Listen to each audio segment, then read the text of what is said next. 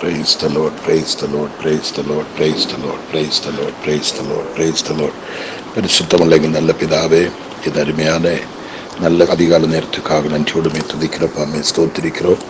இந்த நேரத்திலும் ஆண்டவரே எம்ஏஜி ஹாஸ்பிட்டல் வாய்ஸ் மூலமாக என்னோட பிள்ளைகளோடு சேர்ந்து அற்புத நம்முடைய பாதத்தில் இனிமே துதிக்கவும், செய்த நன்மைகளை நினைக்கவும், நன்றி சொல்லவும், என்னோடு கூட ஜெபிக்கிற எல்லா பிள்ளைகளையும் அவருடைய குடும்பத்தையும் என்னோட பாதப்படுத்தி கொண்டு வைக்கவும், எல்லாரையும் திருக்கரத்தில் ஆண்டவரை சமர்ப்பிக்கவும் அது எனக்கு ஒரு பாக்கியம் தெய்வம் தந்ததினாய் ஸ்தோத்திரம்.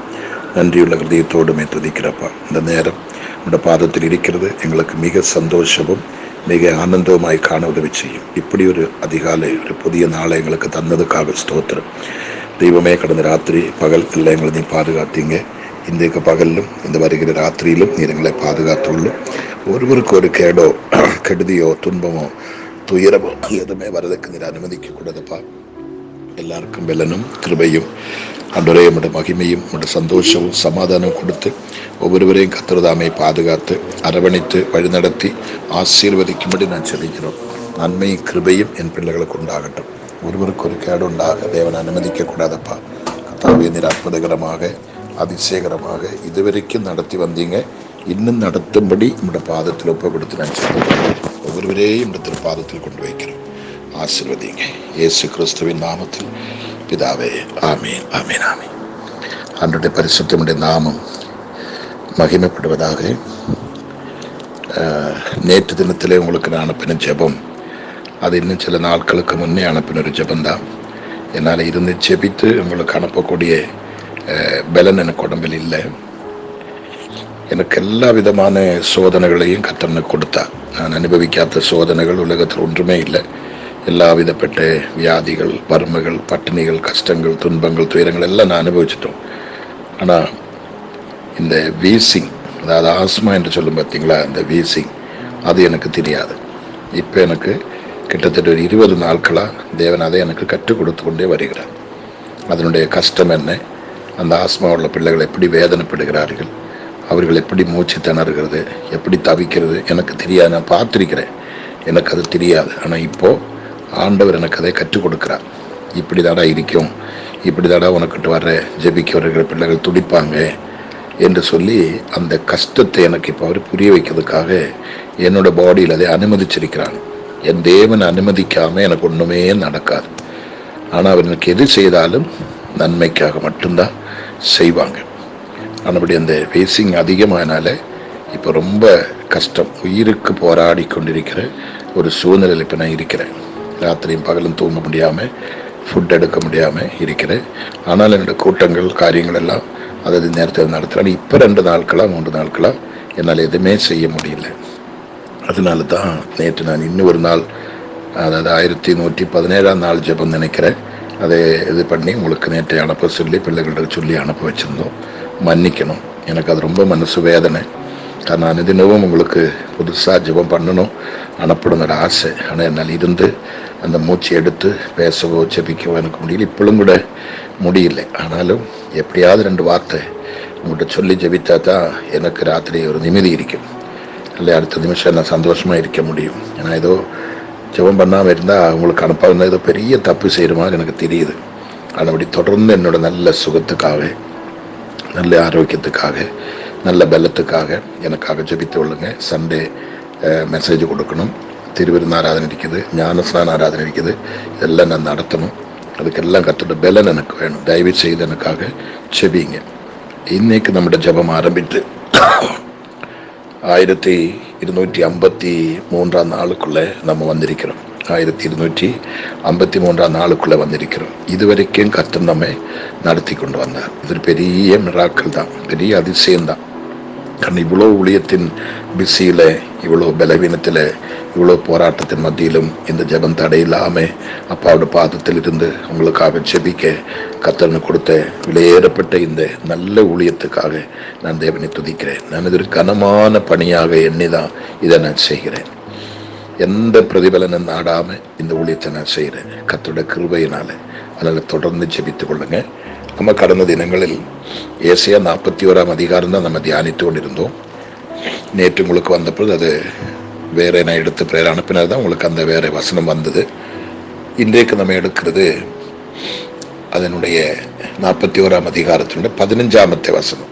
ஏசாயா 41:15. இதோ போர் அடிக்கிறதற்கு நான் உன்னை புதிதும் கூர்மையுமான பற்கள் உள்ள எந்திரமாக்குகின்றேன்.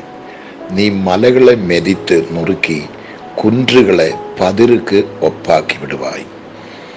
ஆண்டவரை நம்பி அவருடைய வசனத்தில் உறுதியாக நிற்கிற ஒரு மனுஷனுக்கு தேவன் கொடுக்கிற உறுதிதான் இது, கொடுக்கிற அதிகாரம். புரியுதா உங்களுக்கு? நீங்க எல்லாம் ரட்சிக்கப்பட்ட நீங்க எல்லாம் சாதாரணப்பட்டவங்க கிடையாது.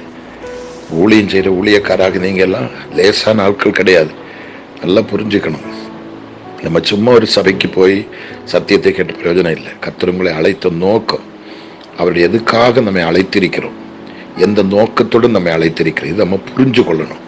இந்த வசனம் கற்றுக் கொடுக்கிற பாருங்க. இதோ போர் அடிக்கிறதுக்கு நான் உன்னை புதிதும் கூர்மையுமான பற்கள் உள்ள எந்திரமாக்குகின்றேன். போர் அடிக்கிறது சொன்னா உங்களுக்கு தெரியும் அல்லவா? கர்த்தருக்கு ஸ்தோத்திரம். கர்த்தர் உன்னை ஒரு பலவீனமான களிமண், நம்மை மண்பாண்டம் தொட்ட உடனே உடஞ்சி போயிடும். திருப்பி அது எதுக்கும் யூஸ் ஆகாது. மற்றுள்ள அலுமினியம், பித்தளை, எந்த பாத்திரங்கள் ஆனாலும் நம்ம கொஞ்சம் அட்ஜஸ்ட் பண்ணி எப்படியோ ரிப்பேர் பண்ணி நம்ம யூஸ் பண்ணலாம். மண்பாண்டம் அப்படி இல்லை, தொட்ட உடனே உடஞ்சிடும், திருப்பி அது யூஸ் ஆகாது. அப்படிப்பட்ட களிமண்ணாயிருக்கிற மண்பாண்டத்தை பார்த்து கர்த்தர் சொல்றது பாருங்களேன். ஆமீன். எவ்வளவு வெக்தமா, எவ்வளவு அதிகமா மகிமையா சொல்ற பாருங்களேன். நான் உன்னை புதிதும் கூர்மையுமான பற்கள் உள்ள எந்திரமாக்குகின்றேன். எவ்வளவு தெளிவா சொல்ற பாத்தீங்களா? களிமண்ணை எப்படி ஒரு எந்திரமாக்க முடியும் பாருங்களேன். உன்னை புதிதும் கூர்மையுமான பற்கள் உள்ள எந்திரமாக்குகின்றேன்.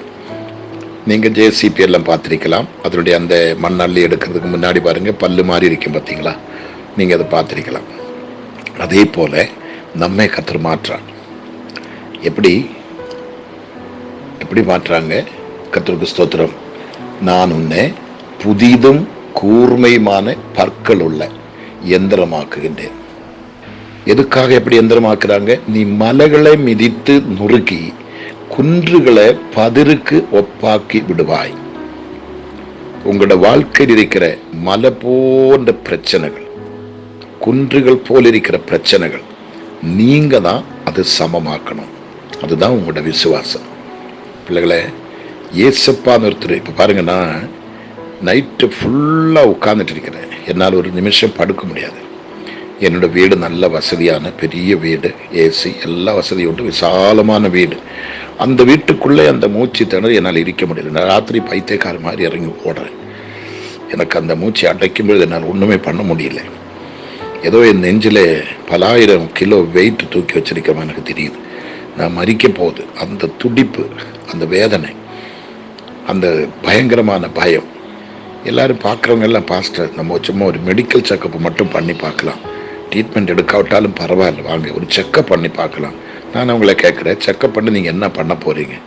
எதுக்கு என்ன செக்கப் பண்ணணும்? ஜெபம் பண்ணுங்க. என் மக்களும் வந்து அப்பா வாங்க போகலாம், போய் பார்க்கலாம். இல்லை, முட்டி போடு, ஜெபம் பண்ணு.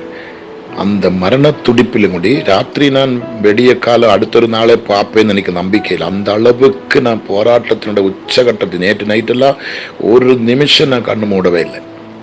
கண்ணு மூட முடியாது. என் மகன் வந்து உட்காந்து ஜெபம் பண்ணிட்டு போகிறேன், மனைவி வந்து உட்காந்து ஜெபம் பண்ணிட்டு போகிறேன். என்ன பண்ணி எனக்கு அப்படியே நான் அப்படியே அந்த உயிர் கூசல் ஆடிட்டு இருக்கிறேன். அந்த நேரத்தில் நான் பயப்படுறதில்லை. நான் நேற்று ஒருத்தர் வந்தப்போ சொன்னேன், என்னை வச்சிருந்தா அவருக்கு லாபம், என்னை எடுத்தா கம்பெனிக்கு நஷ்டம். எந்த கம்பெனிக்கு? ஏசப்பாவோட கம்பெனிக்கு. நான் அவருக்காக இருக்கிறேன், அவருக்காக ஓடுறேன், அவருக்காக உழைக்கிறேன். அப்போ இந்த பலவீன பாண்டமாயிருக்கிற என்னோட மண் பாண்டத்தை பார்த்து என் ஆண்டவர் எனக்கு சொல்ற வார்த்தை மாதிரி நான் எடுக்கிற இந்த வார்த்தை நீங்க எப்படி எடுக்க எனக்கு தெரியல. நான் உன்னை புதிதும் கூர்மையுமான பற்கள் உள்ள எந்திரமாக்குகிறேன். நீ மலைகளை மிதித்து நொறுக்கி குன்றுகளை பதிருக்கு ஒப்பாக்கி விடுவாய்.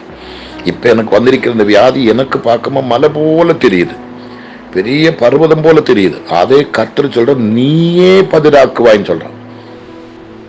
வேற யாரும் எனக்கு சப்போர்ட் தேவையில்லை, நீ போதும், நீ போதும்.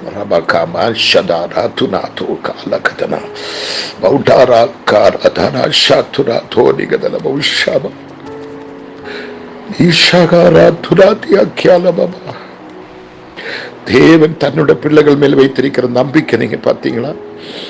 நம்முடைய உள்ள வைத்திருக்கிற விசுவாசத்தினுடைய வலிமை நீங்க பார்த்தீங்களா? சின்ன சின்ன விஷயத்துக்கு நீங்க எல்லாம் சோர்ந்து போறீங்க, சின்ன சின்ன விஷயத்துக்கு நீங்க எல்லாம் பயப்படுறீங்க, சின்ன சின்ன வியாதி வரும்பளைய நீங்க மருத்துவர்கிட்ட ஓடுறீங்க, அலறி அடிக்கிறீங்க, எல்லாரையும் கூப்பிடுறீங்க ஜெபிக்க சொல்லி. கர்த்தருக்கு ஸ்தோத்திரம். ஒரு பக்கம் அப்படி ஒரு பக்கம் இப்படி நீங்க அலறீங்க. ஆனா என் ஆண்டவர் என்னையும் உங்களை குறித்து வைத்திருக்கிற நம்பிக்கை நம்ம ஒரு சாதாரண பாத்திரம் அல்ல. நம்ம ஒரு காலத்துக்கு களிமண்ணா தான் இருந்தோம். களிமண்ணு தான், தொட்டா உடஞ்சி போகக்கூடிய யூஸ் இல்லாத ஒரு களிமண் பாண்டம் தான் நம்ம இருந்தோம். ஆனா இன்றைக்கு கர்த்தர் நம்ம எப்படி வைத்திருக்கிறாங்க? கூர்மையான பற்கள் உள்ள எந்திரமாக்கி வைத்திருக்கிறார். எதுக்கு அந்த கூர்மையான பற்களான எந்திரமாக்கி வைத்திருக்கிறாங்க? உனக்கு விரோதமாய் மலை போல வருகிற, ஆமீன், மலை போல வருகிற, பாருங்க, நீ மலைகளை மிதித்து நுறுக்கி, மலைகளை மிதித்து நுறுக்கணும், நுறுக்கி குன்றுகளை பதிரு கோப்பாக்கி விடுவாய். எல்லாம் பெரிய கேன்சர் தான் உங்களுக்கு வந்திருக்குது. பெரிய கேன்சர் கட்டி தான் உங்களுக்குள்ள இருக்குது. கொடிய வியாதி தான் உங்களுக்குள்ள இருக்குது. மெடிக்கல் ரிப்போர்ட் உலகம் அது மலை மாதிரி தான் உங்களுக்கு பார்த்து சொல்லுது. ஆனாலும் நீங்க புரிந்து கொள்ள வேண்டிய ஒரே ஒரு காரியம், தேவனுக்கு முன்பாக நீங்கள் விசுவாசிக்கிறது உண்டானால் அது ஒரு லேசான காரியம் ஒன்றுமே இல்லை. அது பதிராக போகுது. அது நீங்க தான் பதிராக்கணும், நீங்க தான் மெதிக்கணும், நீங்க தான் மெதிக்கணும். அதுக்குன்னே கர்த்தர் கூர்மையான பற்கள் உள்ள எந்திரமாக மாத்திட்டாங்க. இதுதான் உன்னோட விசுவாசம். ஆவியினுடைய அக்கினி நிறவில நீங்க அப்படி உட்கார்ந்து ஆராதிக்கும் பொழுது எவ்வளோ பெரிய மகிமை தெரியுமா நமக்குள்ள, எவ்வளோ பெரிய வல்லமை தெரியுமா நமக்குள்ள. நான் இந்த மூச்சு திணறி கிடக்கிற நேரத்திலும் கூட என் உள்ளத்தில் ஆவியில பேசிட்டு இருப்பேன். கொஞ்சம் பேசுறதுக்கு ஒரு வாய்ப்பு கிடைச்சா ஆவியில நிரம்பி கர்த்தரை துதிச்சிட்டு இருப்பேன். கொஞ்சம் பலம் கிடைக்கும் எழுப்பி உட்காந்து பைபிள் படிப்பேன். இல்லாவிட்டா என்னோட பிரேயர்களை நான் போட்டேன் பக்கத்தில் உட்காந்து கேட்டுட்டு இருப்பேன். ஒரு விதத்தில் நான் இப்போ மறிச்சு போயிடும், என் ஊழியம் முடிந்தது, அதை குறித்து நான் ஃபீல் பண்றதே இல்லை. கர்த்தர் எனக்கு ட்ரைனிங் கொடுத்திருக்கிறார். இப்படியடா இதனோட கஷ்டம், இப்படியடா இது வேதனை அனுபவிக்க பிள்ளைகள் பாருங்க வீசிங் சொல்லி வரா பார்த்தியா. அப்போ அவங்களுக்காக நான் பாரத்தோடு ஜெபிக்கிறதுக்காக, அந்த வேதனை புரிஞ்சு நான் ஜெபிக்கிறதுக்காக எங்கள் அப்பா எனக்கு ஒரு சின்ன ட்ரைனிங் கொடுத்திருக்கிறேன். இன்னைக்கு 20-22 நாட்கள் ஆகுது. இனி எத்தனை நாளுக்குள்ள அந்த கோர்ஸ் எனக்கு முடிய போறேன்னு தெரியல. அது எனக்கு ஒரு பகுதி நான் படிக்க வேண்டிய பாடம். நான் அதை படிச்சுட்டே இருக்கிறேன். எனக்கு தோல்வி வராது, எனக்கு எப்பொழுதுமே ஜெயந்தான். இன்னைக்கு எங்க அப்பா சொல்றான், நீ கூர்மையான பற்கள் உள்ள எந்திரமாக மாற போற. மலை போல வந்த இந்த வியாதியை நீ இப்ப என்ன பண்ண போற? பதிருக்கு சமமா நீயே மெதிச்சு தூளாக்க போற என்று கர்த்தர் எனக்கு சொல்ற மாதிரி தெரியுது. நீங்களும் உங்க வாழ்க்கை இருக்கிற ஒவ்வொரு பிரச்சனைகளையும் அப்படி எடுங்க. நீங்க அதை கண்டு மலை மாதிரி நினைக்காதுங்க, சோர்ந்து போகாதுங்க. எந்த ஒரு விஷயம் ஆகிக்கொள்ளட்டும், தைரியமாயிருங்க. ஏசப்பா கூட நம்ம ஜெபம் பண்ணலாம். பரிசுத்தமுள்ள நல்ல கர்த்தாவே, இது அருமையான நல்ல நேரத்துக்காக நன்றியோடு நாங்கள் துதிக்கிற ஸ்தோத்திரிக்கிறப்பா. இவ்வளோ பலவீனத்தின் மத்தியில் இருந்து என் பிள்ளைகளுக்கு இந்த ஆலோசனை கொடுக்க செபிக்க அப்படி எனக்கு நீ பலன் தந்தீங்க, கிருபை தந்தீங்க. உமக்கு கோடி ஸ்தோத்திரப்பா. இந்த நேரத்தில் ஆண்டவரை இந்த ஆலோசனை கேட்கிற பிள்ளைகள், ஜெபத்தை கேட்கிற பிள்ளைகளோட விசுவாசம் பெருகட்டும். அவங்களோட முன்னாடி மலை போல நிற்கிற பிரச்சனை, குன்றுகள் போல நிற்கிற போராட்டங்கள் அதெல்லாம் அதமாகட்டும், சமமாகட்டும், பதிருக்கு சமமாய் மாறட்டும். அதை மெதித்து அதை ஆண்டவரே பதிராக்கி அதை தூளாக்கக்கூடிய பலன் என் மக்களுக்கு தாங்க, என் பிள்ளைகளுக்கு அந்த கிருபையை தாங்கப்பா. ஒருவரும் சோர்ந்து போகக்கூடாதுப்பா, ஒருவரும் சோர்ந்து போக நீ விடக்கூடாதுப்பா. எல்லாரும் பலத்தின் மேல் பலன் பெற்று, கிருபையின் மேல் கிருபை பெற்று, வல்லமை மேல் வல்லமை பெற்று, எல்லா என் மக்களும் பலத்தின் மேல் பலனில் நிரம்பி நிற்க என் கர்த்தர் உதவி செய்வீராக. ஒருவரும் பலவீன பாண்டங்களாக, ஒருவரும் சாத்தானுக்கு அடிமைகளாக, கொடிய வியாதிக்கு அடிமைகளாக, பாபத்துக்கு அடிமைகளாக, சாபத்துக்கு அடிமைகளாய் போய் பாப சேற்றிலே அக்கினி நரகத்திலே விழாதபடி அப்பா என் பிள்ளைகளை எல்லாம் கூர்மையான பற்கள் உள்ள எந்திரமாக மாற்றுங்கப்பா. மலை போல குன்றுகள் போல எழும்பி நிற்கிற எல்லா பிரச்சனைகளையும் என் பிள்ளைகள் சவிட்டி மெதித்து அது தவிடாக்கட்டுமே. அது பதிராக்கட்டுமே. ஆண்டவரே உமக்கு நன்றி அப்பா. இதோ ஆமீன், போரடிக்கிறதுக்கு நான் உன்னை புதிதும் கூர்மையுமான பற்கள் உள்ள எந்திரம் ஆக்குகிறேன். நீ மலைகளை மிதித்து நுறுக்கி குன்றுகளை பதிருக்கு ஒப்பாக்கி விடுவான்னு சொன்னீரே.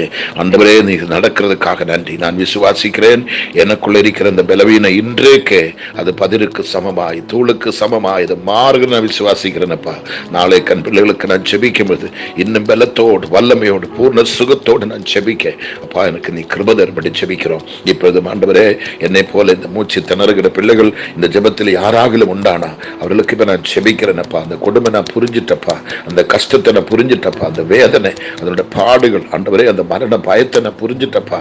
அப்படி வீசிங்கனால ஆஸ்மாவினால தவிக்கிற பிள்ளைகள் என்னோட ஜெபத்தில் யாராகிலும் இருந்தால் இப்பொழுது கர்த்தர் பரிபூர்ண சௌக்கியத்தை கொடுத்து அவங்களை விடுவித்து ரட்சித்து காப்பாற்றும்படி நாமத்தை நான் செபிக்கிறேன். எந்த தீராத வியாதி, என்ன பண கஷ்டம், எந்த மன கஷ்டம், எந்த துன்பம், எந்த துயரம், எந்த போராட்டத்துக்குள்ள என் பிள்ளைகள் சிக்கி கிடக்கிறேனோ அங்கே இந்த வார்த்தை இப்ப செல்லும்போது என் பிள்ளைகளோட விசுவாசம் பெருகட்டும். கர்த்தர் என்னை ஒரு கூர்மையான எந்திரம் உள்ள பற்கள் உள்ள எந்திரமாக்கி என்னை மாற்றி இருக்கிறார். இந்த மலை போல வந்த பிரச்சனை யாரும் எனக்கு தேவையில்லை. நானே அதை சவிட்டி மெதித்து அதை நான் இப்ப பதிராக்குவேன், அதனை இப்ப தூளாக்குவேன். அதனை ஒன்றும் செய்ய முடியாது என்று என் மக்கள் இப்ப விசுவாசிக்க கர்த்தாவே நீ கிருபை தரும்படி நான் செபிக்கிறேன்ப்பா. என் மக்கள் அது நம்பட்டும். இயேசு கிறிஸ்துவின் நாமத்தில் என் பிள்ளைகள் நம்பட்டும். என் பிள்ளைகளோட விசுவாசம் இப்ப பெருகட்டும். ஒருவரும் விசுவாசத்தில் பின்தங்கி போகக்கூடாது. தங்களுடைய கஷ்டத்தை, வறுமை, வியாதி, பலவீனத்தை கண்டு, பிசாசின் தொல்லைகளை கண்டு ஒருவரும் பின்வாங்கி போக என் கர்த்தர் அனுமதிக்க கூடாது. எல்லாரையும் பலப்படுத்துங்க, எல்லாருக்கும் சுகம் கொடுங்க, எல்லாருக்கும் ஜீவனை கொடுங்க, எல்லாருக்கும் பலனை கொடுங்கப்பா. யாராரில் இப்ப மரணத்தோடு போராடி கொண்டிருக்கிறேனோ, கொடிய வியாதிகளினால பாதிக்கப்பட்டு கிடக்கிறேனோ அவர்களுக்கு இப்போதே என் கர்த்தரின் ஜெபத்தை கேட்டு சுகத்தை கொடுக்கும்படி, விடுதலை கொடுக்கும்படி உடைய நாமத்தை நான் ஜெபிக்கிறேன். கர்த்தரை செய்கிறதுக்காக நன்றி. இவ்வளவு நேரம் பிள்ளைகளோடு பேசவும் ஜெபிக்கவும் இந்த அளவுக்கு நீ பலன் தந்ததுக்காக உமக்கு நன்றி அப்பா. இன்னும் பலப்படுத்துங்க, கிருபையா நிரப்புங்க. அன்ற நாமம் மட்டும் மகிமைப்படுத்து. போய் சேரும் இடமெல்லாம் அற்புதம் நடக்கட்டும். இயேசுவின் நாமத்தில் ஒரு விடுதல் என் மக்களுக்கு உண்டாகட்டும். அதுக்காக நான் ஜெபிக்கிறேன். ஒருவரும் இந்த ஜெபத்தை அசட்டை பண்ண இவ்வளோ பலவீனத்தில் மரண போராட்டத்திலிருந்து இந்த ஜெபத்தை நான் பண்றதே என் பிள்ளைகளை அசட்டை பண்ணக்கூடாதப்பா. அநேகருக்கு அனுப்பி வைத்து அநேக குடும்பங்களுக்கு இது போய் சேர கர்த்தருக்கிறதார் எல்லாரையும் ஆசீர்வதித்து நான் ஜெபிக்கிறேன். பலப்படுத்தும் இயேசு கிறிஸ்துவின் நாமத்தில் பிதாவே, ஆமீன், ஆமீன், ஆமீன். எனக்காக தொடர்ந்து ஜெபித்துக் கொள்ளுங்க. இந்த ஜெபம் ஒரு நாள் தடை இருக்கக்கூடாது. தொடர்ந்து எனக்கு கன்வென்ஷன் மீட்டிங் இருக்குது, பல மைல்கள் நான் பிரயாணம் பண்ண வேண்டி இருக்குது. ஒரு மீட்டிங்கை நான் தடை பண்ண முடியாது. கர்த்தரை பலப்படுத்தணும். என்னோட ஜெபம் எனக்கு அவசியமா தேவை. இன்னும் தீர்க்காயுசோடு பல ஆயிரம் மக்களை கர்த்தர் ராஜ்யத்தை கொண்டு சேர்க்கணும். அதுக்காக ஜெபித்துக் கொள்ளுங்க. ஜெபிக்கிற எல்லாருக்கும் என்னுடைய நன்றி நான் தெரியப்படுத்துகிறேன். கர்த்தர் உங்களை ஆசீர்வதிப்பார்.